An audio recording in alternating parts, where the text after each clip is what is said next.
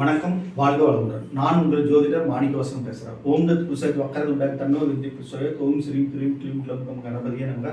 ஓம் cream ஆதித்யாய சோமாய மங்களாய புதேஷ குரு சுக்கிர சனி பிரச்ச ராகவ கேதவ நமக. ஓம் ஸ்ரீம் க்ளீம் பஞ்சபோத வசிவிசிய ஓம் அங்கரங்கு பஞ்சபோத வசிவிசிய ஓம் லங்கு பஞ்சபோத வசிவிசிய நங்கு மங்கு பஞ்சபோத வசிவிசிய சுவாக. 9 நவகிரகங்கள் 5 பஞ்சபோதத்தோட அனுகிரகம் பரிபூர்ணமாக அனைத்து ஜோதிட அன்பர்களுக்கும் ஆன்மீக பெரியவர்களுக்கும் கிடைக்க எம்பெருமான் முருகப்பெருமான மனதார பிரார்த்தனை பண்றோம். ஓம் சரவண பவாய நமக.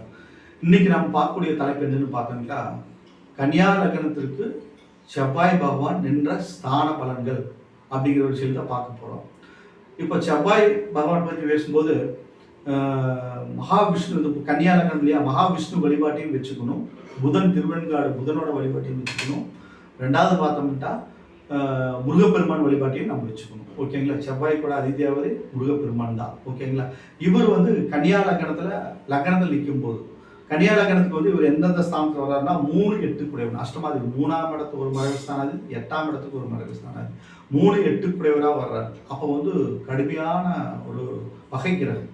இவர் லக்னத்தில் அமையும் போது கன்னி லக்னத்தில் அமைஞ்சாருன்னா மிகப்பெரிய கஷ்டங்கள் ஏற்படும்.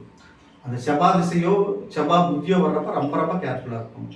கன்னியா லக்னம் கன்னியா ராசிக்காரங்களாம் ஓகேங்களா, ரொம்ப கேர்ஃபுல்லாக இருக்கணும்.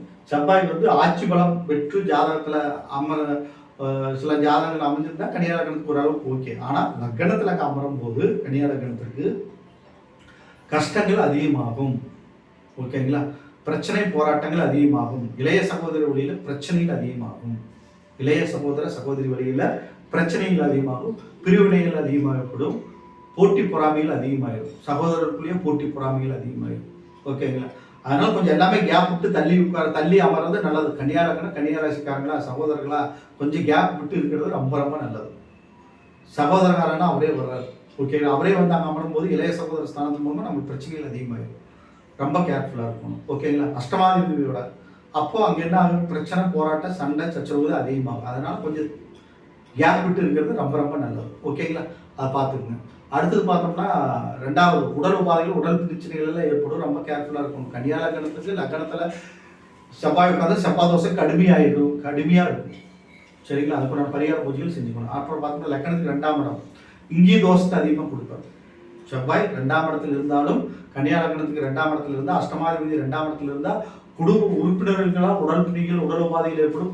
குடும்ப உறுப்பினர்களுக்குள்ள சண்டை சச்சரவுகள் அதிகமாகும். ஓகேங்களா. அதனால ரொம்ப கேர்ஃபுல்லாக இருக்கணும். 3ஆம் இடம் தைரிய வீரிய வெற்றி ஸ்தானம், அங்கே செவ்வாய் இருக்கலாம். மிகப்பெரிய யோகம் சகல நன்மைகளும் நடக்கும். நம்மளுக்கு எந்த பிரச்சனையும் இல்லாமல் வாழலாம் அங்கே இருக்காங்களா. 3ஆம் இடத்துல விருச்சிகத்தில் செவ்வாய் இருந்துட்டா கன்னியா லக்னத்துக்கு பிரச்சனைகள் இல்லை. 4ஆம் இடத்துல இருந்தால் பிரச்சனைகள் அதிகம்.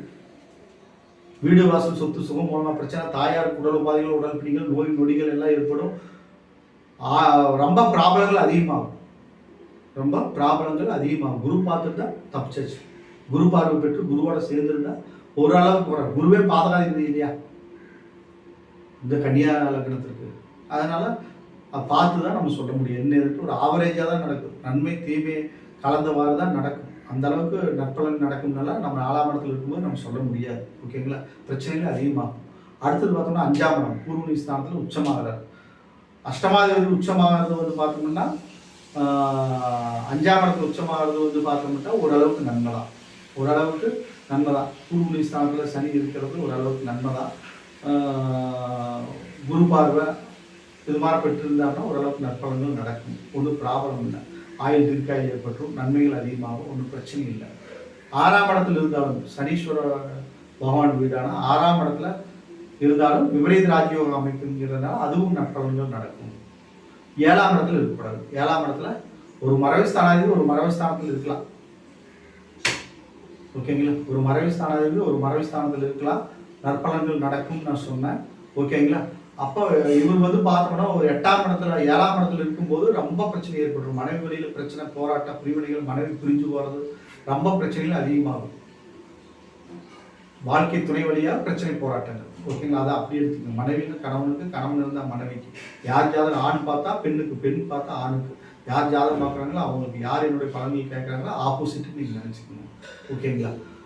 அதனால் 7ஆம் இடத்துல செவ்வாய் இருந்தாருன்னா பிரச்சனைகள் அதிகமாகும். லக்னத்தில் இருந்தாலும் பிரச்சனை அதிகமாகும். கன்னியா லக்னத்துக்கு 7ல செவ்வாய் இருந்தாலும் கேந்திர திரிகோணங்கள் இருந்தாலும் பிரச்சனை அதிகமாகும். உச்சமாக இருந்தால் ஓரளவுக்கு பரவாயில்ல அப்படின்னு குரு பார்வை பெற்றிருந்தா பரவாயில்ல அப்படின்னு நான் சொன்னதுக்கு காரணம் அதான். ஒரு ஆயுள் தீர்க்காயில் ஏற்படும். அஷ்டமாதிபதி உச்சமாகும் போது ஆயுள் பலம் அதிகமாகும். ஓகேங்களா? அதனால முடிச்சா மற்ற பிரச்சனைகள் எல்லாமே கெடுபலன்கள் அதிகமாக கொடுத்துருவார். ஏதாவது ஒரு உடலோபாதைகளை கொடுத்துருவார். ஓகேங்களா? அடுத்து அஷ்டமாதிபதி அஷ்டமஸ்தானத்தில் இருந்தால் செவ்வாய் தோஷம். ஆனால் அது வந்து தோஷத்துக்கு விதிவிலக்கு உண்டு.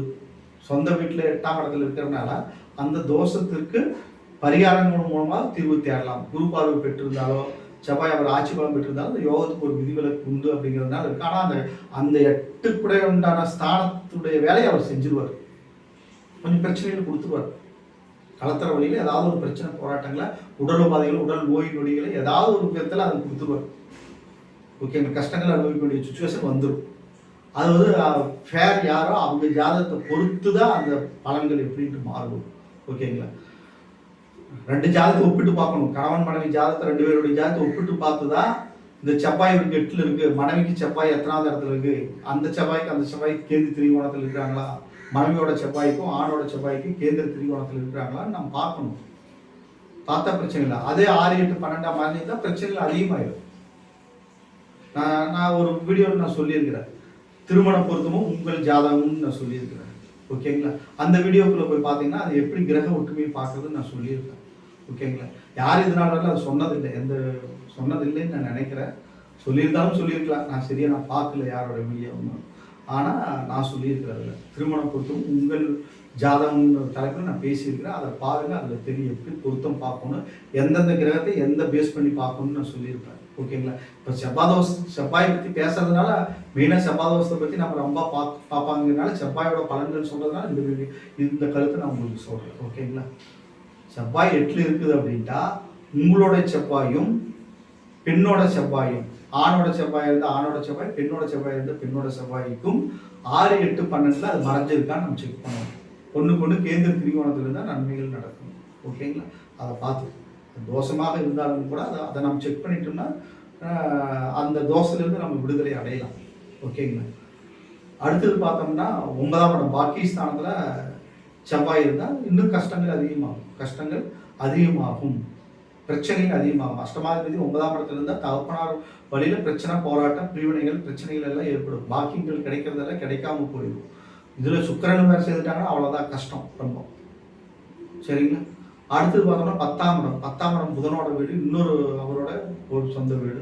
10ல் செவ்வாய் இருக்கும்போது ஓரளவுக்கு ஆவரேஜான பலாபலன்கள் நடக்கும். அது 8 குடையவராக வந்து 10ஆம் இடத்துல இருந்தால் தொழில் மூலமாக பிரச்சனைகள் அதிகமாக ஏற்படும். சகோதர வழிகள் பிரச்சனைகள் ஆகும். சகோதரனும் இவரும் சேர்ந்து தொழில் செஞ்சாங்கன்னா பெரிய போராட்டத்துக்குள்ள போய் மாட்டிடும். அதனால மெயினாக தொழில் ஒரு 3 குடையவனும் அஷ்டமாதிபதியும் சம்மந்தப்பட்டவர் 10ஆம் இடத்துக்கு சம்மந்தப்பட்டால் அதனோட காரகத்துவத்துக்கு தகுந்த பலாபலங்கள் நடக்கும். அதனால ரொம்ப கேர்ஃபுல்லாக இருக்கணும். ஓகேங்களா?